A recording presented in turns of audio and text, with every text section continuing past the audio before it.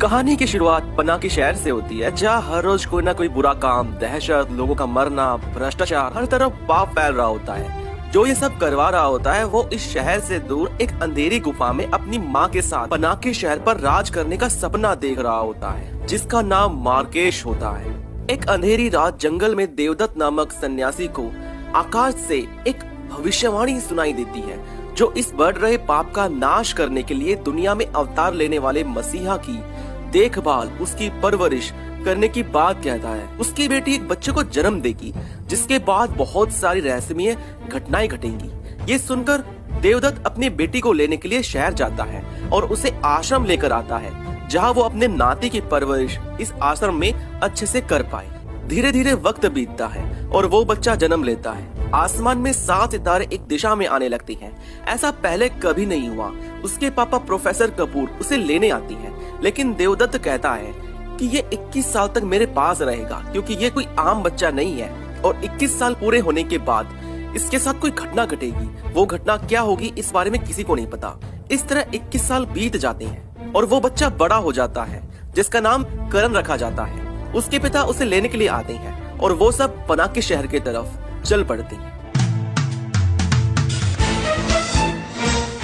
College का पहला दिन करण टैक्सी में बैठता है, लेकिन तभी इस कहानी की हीरोइन, जिसका नाम मृणाल होता है, वो भी इसी टैक्सी में बैठ जाती है। पहली बार करण ने मृणाल को देखा था। Love at first sight moment. उनकी विंडो पर आकर एक लड़का मृणाल को परेशान भी करता है। कॉलेज पहुंचकर बहुत सारे लड़के करण को बुली करते हैं और क्लास में टीचर सूरदास के दोहे के बारे में पढ़ा रहे होती है। वो मृणाल से इस बारे में सवाल पूछते हैं, लेकिन वो जवाब नहीं दे पाती। तब करण उसका जवाब देता है और सबको करण के इंटेलिजेंट होने का पता चलता है। कुछ वक्त बीतता है, एग्जाम का वक्त आ जाता है।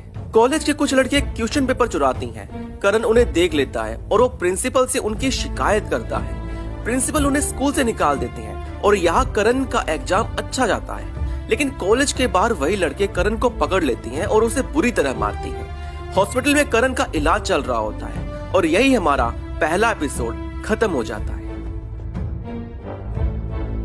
और अब इसका दूसरा एपिसोड।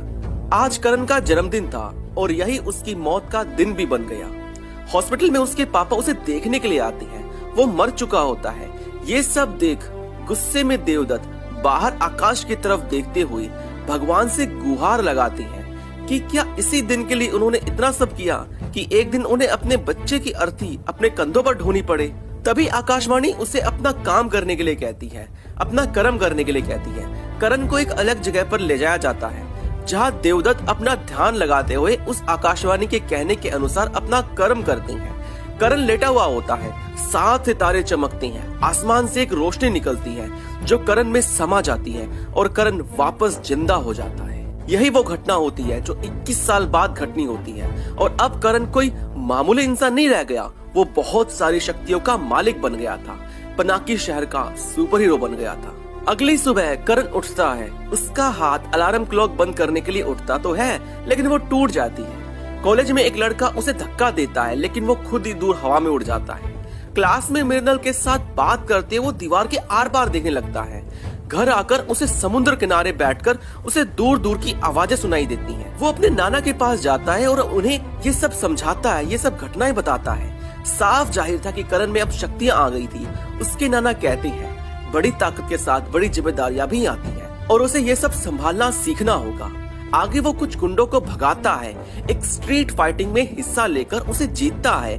एक लड़की को कुछ गुंडों से बचाता है। तब करण पहली बार अपनी कॉस्ट्यूम में आकर उन सब गुंडों को मारता है।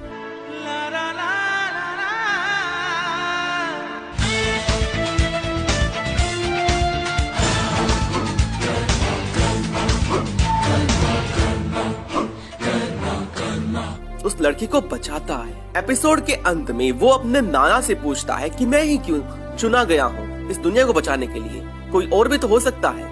तब उसके नाना कहती हैं कोई भी इंसान अपनी नियति को नहीं चुनता, लेकिन नियति ने उसे चुना है किसी खास मकसद के लिए।